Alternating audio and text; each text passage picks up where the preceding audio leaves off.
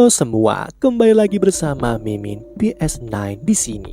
Mimin kali ini akan menceritakan alur cerita Prometheus, di mana dengan penemuan dari berbagai belahan bumi, ekspedisi luar angkasa dilakukan untuk mencari asal-usul pencipta manusia.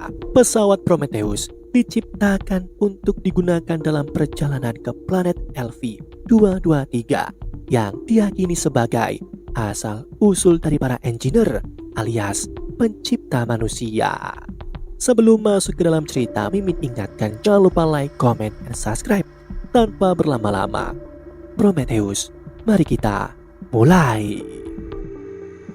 Di awal film, kita diperlihatkan gambaran bumi pada zaman purba. Sebuah pesawat luar angkasa melayang meninggalkan sosok alien raksasa yang menyerupai manusia. Alien itu membuka sebuah relik lalu meminum cairan hitam dari dalamnya. Seketika, tubuhnya berubah menjadi hitam, terurai. DNA-nya hancur dan ia jatuh ke dalam air. Tubuhnya hancur dan terjadi pembelahan sel yang membentuk struktur DNA baru, membentuk sebuah kehidupan baru. Di tahun 2089 Masehi, di situs penggalian Skotlandia, sekelompok arkeolog dan ilmuwan bernama Elizabeth dan Charlie menemukan lukisan dinding yang diperkirakan berumur 35.000 tahun. Lukisan itu menggambarkan manusia menyembah sosok besar yang menunjuk ke sekumpulan planet, mirip dengan temuan di situs peradaban kuno lainnya di seluruh dunia. Para ilmuwan meyakini bahwa lukisan itu adalah peta bintang dan mereka berpendapat bahwa manusia harus pergi ke sana. Elizabeth yakin di sana ada rahasia besar umat manusia. Maka dibuatlah sebuah kapal angkasa bernama Prometheus untuk menuju planet itu. Kapal Prometheus membawa 17 kru yang akan melakukan penelitian ilmiah di sebuah planet bernama LV-223. Sepanjang perjalanan, para awak kapal tidur dalam kapsul hibernasi, kecuali seorang pria bernama David yang adalah robot manusia yang tetap terjaga di ruang kendali untuk memantau perjalanan. Selama perjalanan, David mempelajari berbagai hal, termasuk bahasa serta tulisan kuno. Setelah menempuh perjalanan sekitar 2,5 tahun, komputer memberitahu bahwa mereka hampir sampai ke tujuan. David segera mengaktifkan sistem navigasi dan membangunkan para kru dari hibernasi. Salah satu kru bernama Vickers, putri dari Peter Whelan, terbang lebih awal. David melaporkan bahwa perjalanan mereka berjalan lancar. Di ruang hibernasi, David memastikan para kru bangun dalam kondisi baik, lalu meminta mereka bersiap-siap. Setelah makan, para kru dikumpulkan di sebuah ruangan. Vickers menjelaskan bahwa ia adalah pemimpin misi ekspedisi ini. Setelahnya, ia memutar video hologram yang menampilkan Peter Whelan, sang pendana misi ini. Peter mengatakan bahwa video ini direkam pada tahun 2091, tahun keberangkatan mereka, yang berarti bahwa saat ini adalah tahun 2093. Ia juga menyampaikan bahwa saat video ini diputar, mungkin ia sudah meninggal. Whelan memperkenalkan David yang selama ini terjaga untuk memastikan keselamatan mereka. Ia menerangkan bahwa David bukanlah manusia, melainkan robot yang sangat mirip manusia, lengkap dengan kecerdasan buatan dan rasa ingin tahu yang tinggi. Ia tidak akan pernah menua atau mati, namun ia tidak memiliki jiwa.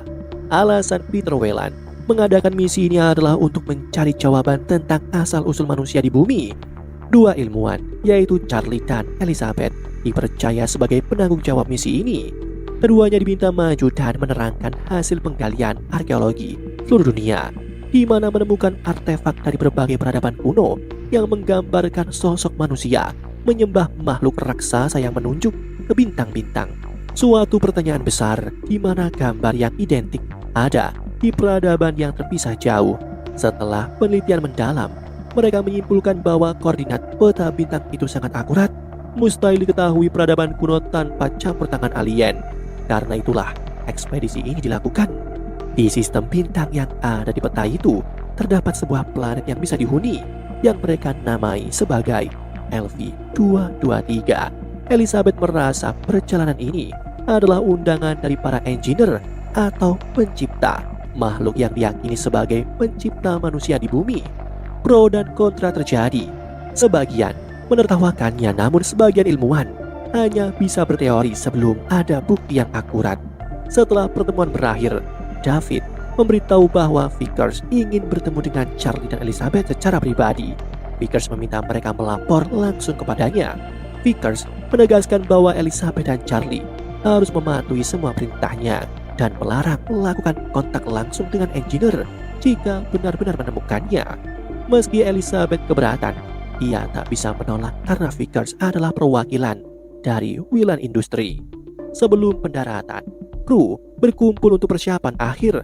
Charlie bertanya bagaimana David belajar selama ini. David menjelaskan bahwa dirinya memang dirancang untuk terus meningkatkan kecerdasannya.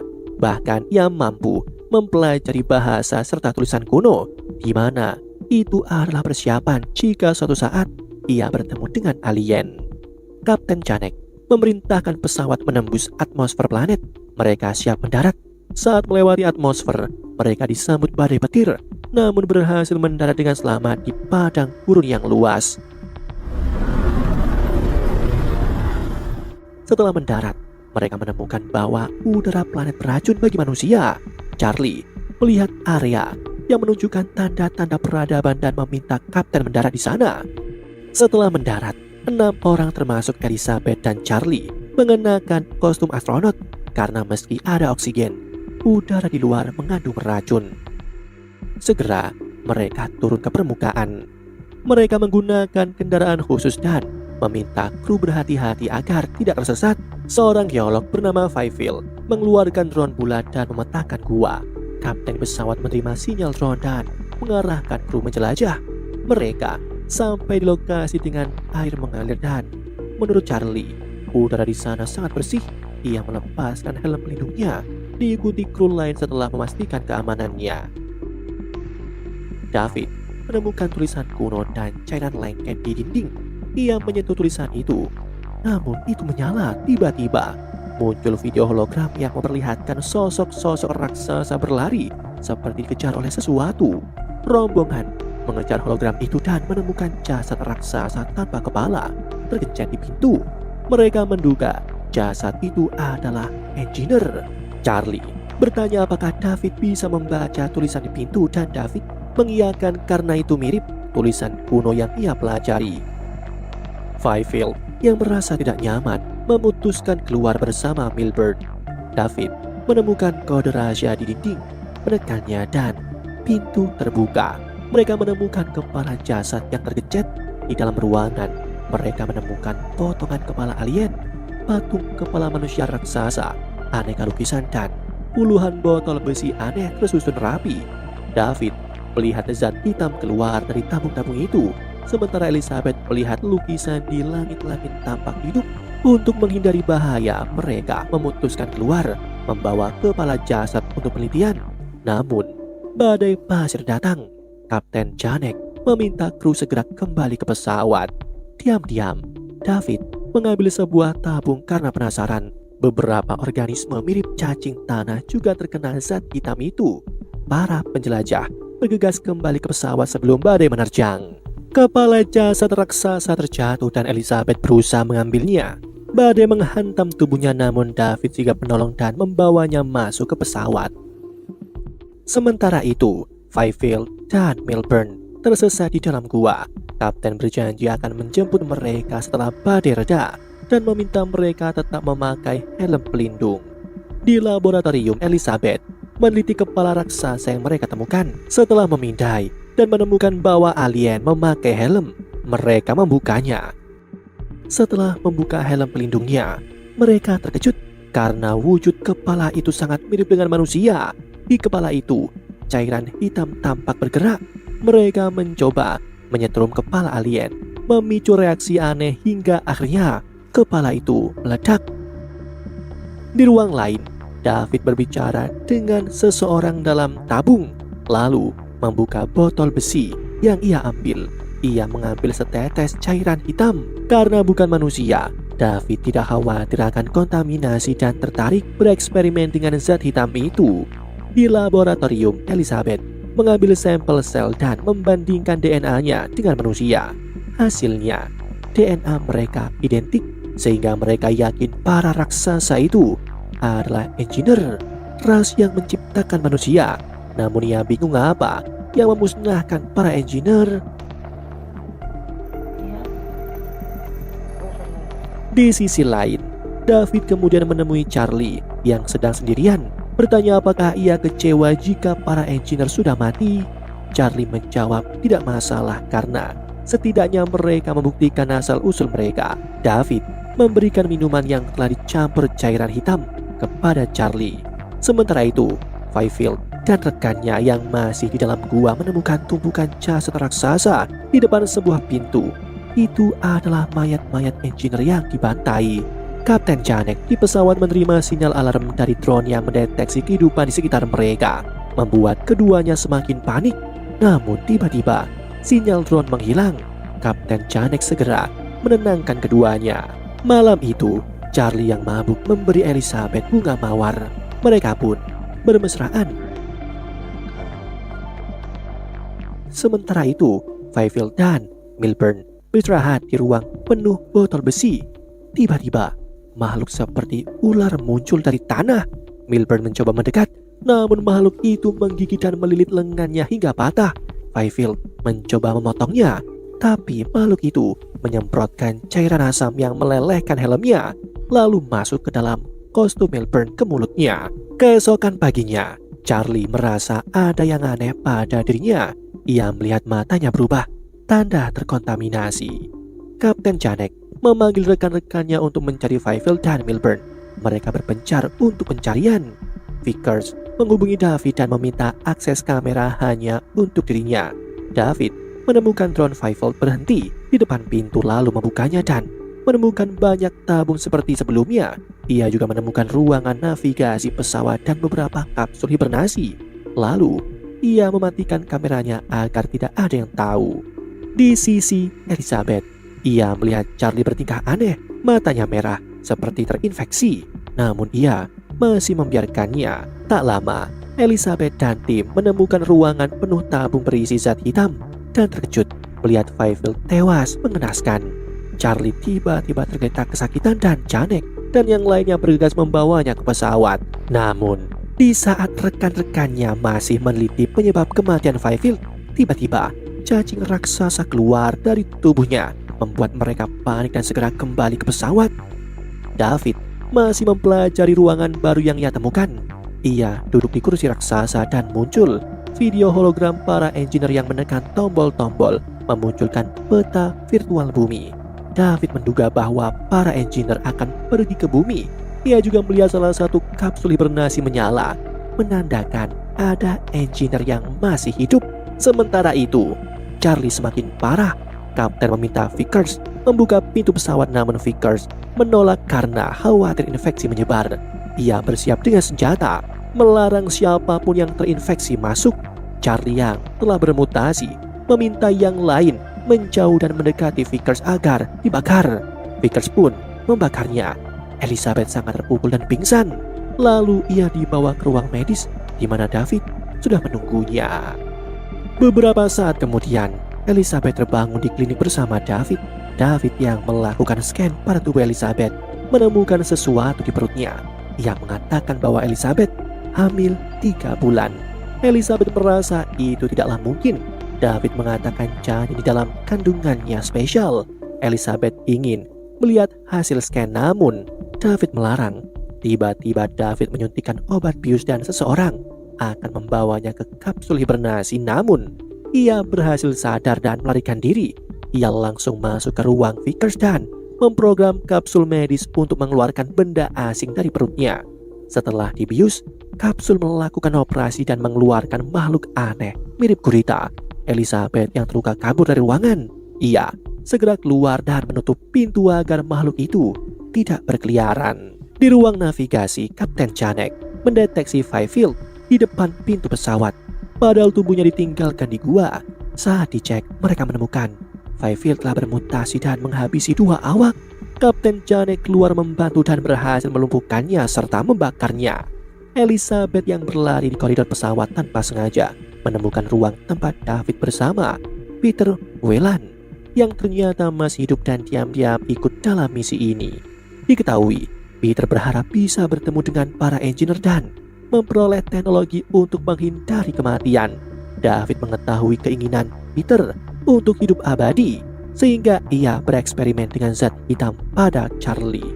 Elizabeth memperingatkan bahwa tempat ini tidak seperti yang mereka bayangkan dan meminta Peter Weyland segera pulang ke bumi. Namun Peter mengingatkan tujuan mereka adalah untuk bertemu dengan para engineer untuk mengetahui asal-usul manusia. David memberitahu bahwa salah satu engineer masih hidup dalam kapsul hibernasi, sehingga mereka memutuskan kembali ke sana. Elizabeth menangis menyadari bahwa engineer bukanlah entitas yang baik seperti yang diharapkan. Planet ini lebih mirip seperti instalasi militer untuk membuat senjata pemusnah massal, dan zat hitam di dalam tabung adalah senjata biologis mereka. Kapten Janek bertanya mengapa kru diperintahkan kembali ke sana padahal tempat itu berbahaya. Elizabeth memberitahu bahwa salah satu engineer masih hidup dan Peter Weyland akan menemuinya, berharap menemukan jawaban atas pencarian mereka. Vickers berusaha menghentikan ayahnya, yaitu Peter Weyland. Vickers mengingatkan bahwa penuaan dan kematian tidak bisa dihindari dan meminta ayahnya untuk membatalkan niatnya. Namun itu sia-sia dan diketahui Vickers adalah putri Peter.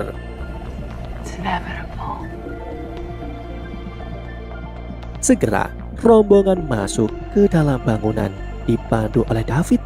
Elizabeth terkejut melihat ribuan botol besi di sana. Dari Prometheus, Janek menyadari ruangan itu adalah pesawat militer penuh senjata biologis. David meminta mereka melepas helm karena udara di dalam bersih. Namun Elizabeth melarang karena khawatir infeksi. David meyakinkan bahwa bukan udara penyebab infeksi Charlie. Mendengar ini membuat Elizabeth curiga. Mereka melihat banyak tabung tersusun rapi yang ternyata adalah muatan pesawat. David memberitahu mereka bahwa mereka berada di dalam pesawat angkasa para engineer. Di ruang kendali utama, David menyalakan panel dan menjelaskan bahwa para engineer adalah spesies unggul dan sedang bersiap pergi ke bumi. Namun, sesuatu menyerang mereka sehingga perjalanan mereka batal.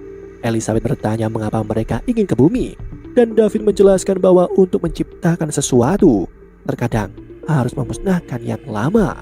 Setelahnya, David membuka kapsul dan membangunkan engineer yang masih hidup. Peter memerintahkan David bertanya siapa mereka dan mengapa menciptakan manusia. Namun Elizabeth meminta David bertanya mengapa mereka menciptakan manusia jika akhirnya ingin dimusnahkan. Engineer diam. David menjelaskan bahwa mereka datang berdasarkan peta bintang yang ditemukan, dan Peter berharap bisa hidup selamanya dengan teknologi mereka. Peter juga memperkenalkan David sebagai ciptaannya, membuktikan bahwa mereka dan engineer adalah spesies unggul, pencipta seperti dewa. Namun engineer tiba-tiba mengamuk, mencabut kepala David dan menggunakannya untuk memukul Peter, menyerang semua orang. Elizabeth berhasil kabur namun Peter tewas di tempat. Engineer mengaktifkan mesin kendali untuk menerbangkan pesawat menuju bumi dan tujuannya adalah memusnahkan peradaban manusia. Elizabeth segera menghubungi Kapten Janek, memberitahu bahwa pesawat engineer membawa senjata biologis dan akan ke bumi. Satu-satunya cara menghentikannya adalah menabrakkan pesawat Prometheus ke pesawat engineer. Janek dan dua awak setuju melakukan pengorbanan diri demi umat manusia, sementara Vickers memilih menyelamatkan diri dan Janek melepaskan Scotty untuk kebutuhannya. Sebelum pesawat engineer mencapai angkasa, Prometheus menabraknya. Ledakan dahsyat terjadi menyebabkan kedua pesawat jatuh. Namun mereka berhasil menghentikan engineer untuk pergi menuju bumi. Elizabeth dan Vickers berlari menghindari reruntuhan. Namun Vickers tewas tertimpa sementara Elizabeth berhasil selamat.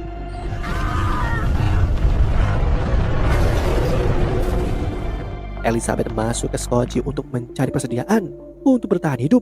Namun ia mendengar suara mencurigakan dari ruang bedah. Ternyata makhluk alien gurita telah tumbuh menjadi raksasa. David menghubungi Elizabeth dan memintanya segera keluar karena engineer datang untuk mengejarnya. Namun sebelumnya pergi, ia tertangkap basah. Engineer dengan marah menyerang Elizabeth, namun di waktu yang tepat ia membuka ruang medis dan monster gurita itu langsung menangkap Engineer dan langsung memasukkan sesuatu ke mulutnya. Elizabeth segera berlari keluar untuk menyelamatkan diri. David kembali menghubungi Elizabeth dan meminta tolong. Awalnya Elizabeth menolak, namun David mengatakan masih ada banyak pesawat Engineer yang bisa digunakan. Elizabeth akhirnya menolong David dan menyambung kepalanya, karena hanya David yang tahu cara menerbangkan pesawat dari para Engineer. Mereka pergi menuju pangkalan lain, menemukan pesawat angkasa dan segera meninggalkan planet itu. Elizabeth mengirim pesan terakhir ke bumi agar tidak pernah datang ke planet ini lagi. Elizabeth tidak ingin pulang ke bumi. Ia ingin pergi ke planet asal para Engineer, mencari jawaban mengapa para Engineer menciptakan manusia tetapi juga ingin memusnahkan mereka. Di sisi skoci Prometheus, kita ditunjukkan sosok mengerikan alien yang keluar dari tubuh Engineer. Demikianlah alur cerita film Prometheus. Mungkinkah Elizabeth mendapatkan jawaban mengapa para Engineer yang menciptakan manusia juga ingin memusnahkan mereka? Sampai jumpa di video selanjutnya.